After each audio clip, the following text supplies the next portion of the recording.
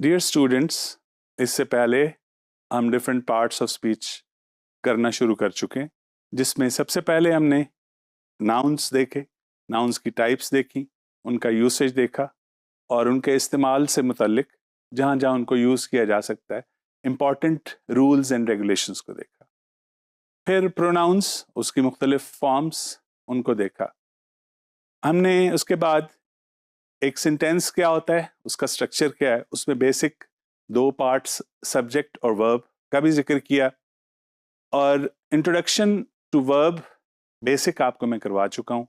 आज हम डिटेल में देखते हैं कि वर्ब क्या होता है। वर्ब बेसिकली डिस्क्राइब करता है किसी एक्शन को। वो एक्शन फिजिकल एक्शन भी हो सकता है और वो एक्शन मेंटल एक्शन भी हो सकता है। फिजिकल एक्शन जैसे ईट, ड्रिंक, सिट, स्टैंड, स्लीप, और मेंटल एक्शन जैसे थिंक, जैसे फील, जैसे वांट। इनका मतलब थिंक सोचना, सोचना भी एक काम है ना, सोचना इज अ मेंटल एक्शन। किसी चीज को चाहना ये भी एक एक्शन है और ये मेंटल एक्शन है। तो किसी भी तरह का एक्शन हो उसको हम वर्ब के जरिए रिप्रेजेंट करते हैं। ये एक ऐसी कैटेगरी है वर्ड्स की जो अफ़ाल जिसे उर्दू में कहते हैं, फेल जिसका वाहिद है। तो फेलों को डिस्क्राइब करने के लिए हम वर्ब का लफ्ज़ इंग्लिश में इस्तेमाल करते हैं। और जैसे मैंने कहा कि इसमें जनरली हम नेम करते हैं, नाम देते हैं किसी अमल को, किसी फेल को, और वो अमल फिजिकल भी हो सकता है, वो अमल मेंटल भी हो सकता है।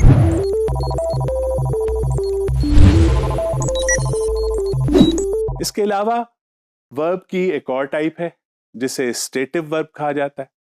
एक ऐसा वर्ब जो किसी चीज को स्टेट करता है, आप देख सकते हैं। ये स्टेटिव वर्ब जो हैं ये बेसिकली डिस्क्राइब करते हैं किसी चीज की कंडीशन को, उसकी हालत को।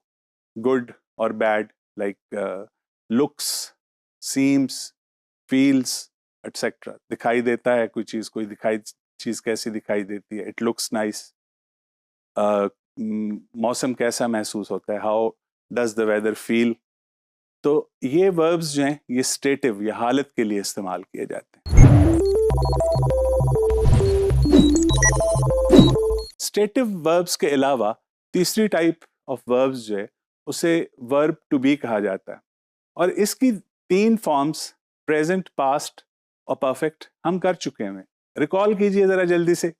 इज, एम और आर याद है आपको, और उसके बाद वॉज और वर, और फिर हैज बीन और हैव बीन। ये वो तीन किस्में हैं वर्ब टू बी की, डिफरेंट फॉर्म्स हैं जो हम इस्तेमाल कर चुके हैं। इज, एम, आर क्या है?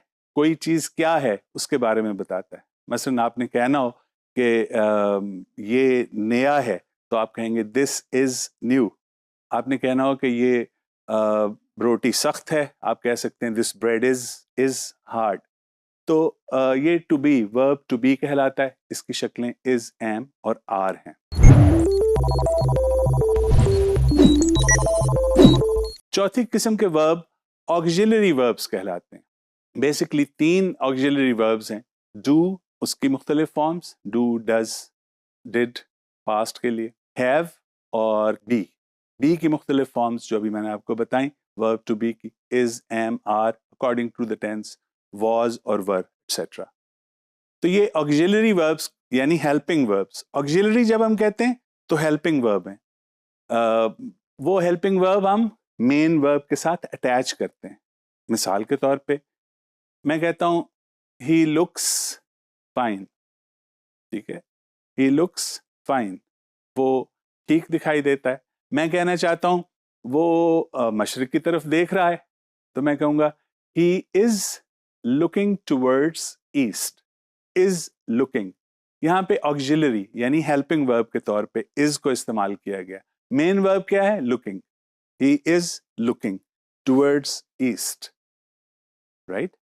फिर इसी तरह डू मिसाल के तौर पे ऑक्सिलरी में हम इस्तेमाल करते हैं। डू जो ऑक्सिलरी में इस्तेमाल होता है ये WH क्वेश्चंस के साथ भी हम कर सकते हैं, और डू और डज के क्वेश्चंस भी हम अगले आने वाले मॉड्यूल्स में ये सारी चीज़ें करेंगे, लेकिन फ़िलहाल इंट्रोडक्शन में मसलन where do you come from, आपने सुना होगा, किसी से पूछना हो आप कहाँ से हैं तो आप कहते हैं where do you come from.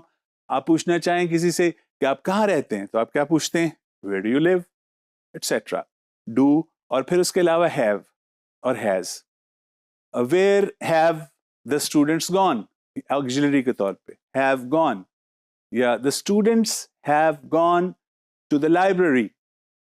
Have gone क्या है, ये हेल्पिंग वर्ब हैव और ये ऑक्सिलरी वर्ब हैव और उसके साथ gone which is definitely the main verb. Auxiliary verbs के अलावा एक और फॉर्म भी है वर्ब्स की जिनको कहते हैं modals. They are also used as an auxiliary.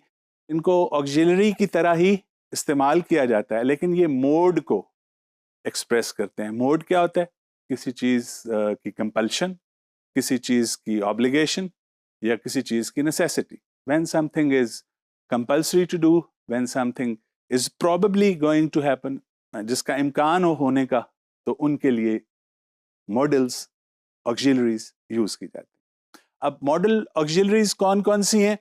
Model auxiliaries can, could, may, might. देखिए कैन और कुड किसी की एबिलिटी को जाहिर करते हैं।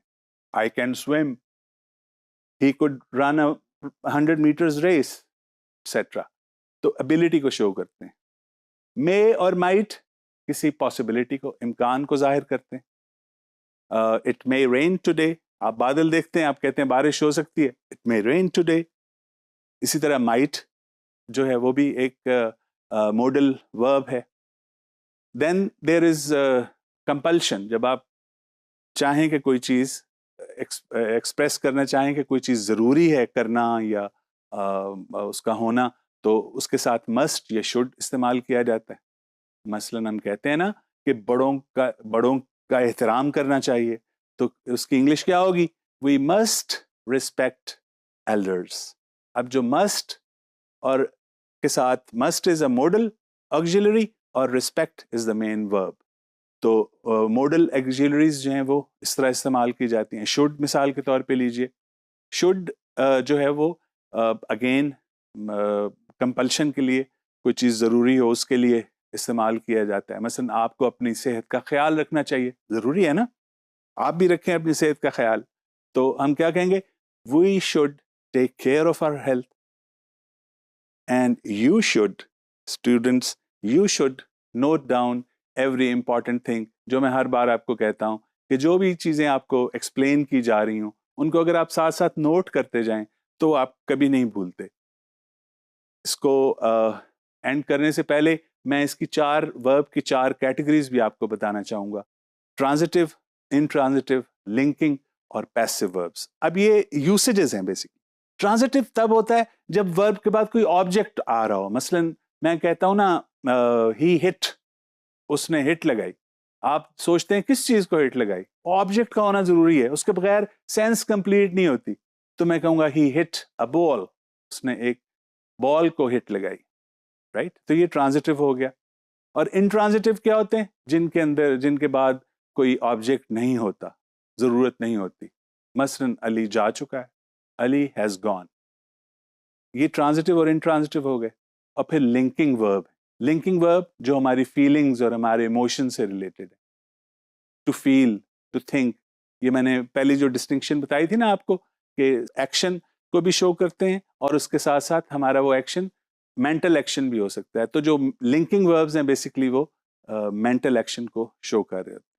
और फिर कुछ वर्ब्स हैं जो सिर्फ पैसिव वॉइस में इस्तेमाल किए जाते हैं, उनकी बात हम बाद में करेंगे। मैं नहीं चाहता कि आपके दिमागों के ऊपर एकदम बहुत सा बोझ पड़ जाए। बस आज इस वक्त इतना याद रखने की ज़रूरत है कि वर्ब की 4 मेन कैटेगरीज जो मैं आपको बता चुका हूँ कि वो एक्शन को स्टेट करते हैं, वो किसी यानी किसी एक्शन के बारे में बताते हैं, या हमें किसी चीज़ के होने या ना होने के बारे में बताते हैं, या वो हेल्पिंग वर्ब्स होते हैं, और या फिर वो मोडल वर्ब्स होते हैं।